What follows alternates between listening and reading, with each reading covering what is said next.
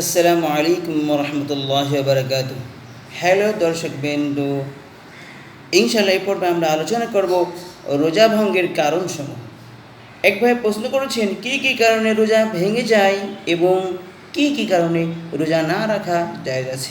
এর সঠিক উত্তর, রোজা রাখার কারণে অসুস্থ ব্যক্তির অসুখ বেড়ে যাওয়ার আশঙ্কা থাকলে অথবা সুস্থ হতে বিলম্ব হওয়ার প্রবল সম্ভাবনা থাকলে, মুসাফির সফররত অবস্থায় থাকলে, অতিশয় বার্ধক্যের কারণে দুর্বল হয়ে গেলে, গর্ভবতীর গর্ভের সন্তানের ক্ষতি হওয়ার আশঙ্কা থাকলে, দুগ্ধদানকারী মার দুধ শুষ্ক হয়ে যাওয়ার প্রবল সম্ভাবনা জাগলে তারা রোজা ভাঙতে পারবে এবং এই ধরনের ব্যক্তিদের জন্য রোজা না রাখার অনুমতিও শরিয়ত প্রদান করে।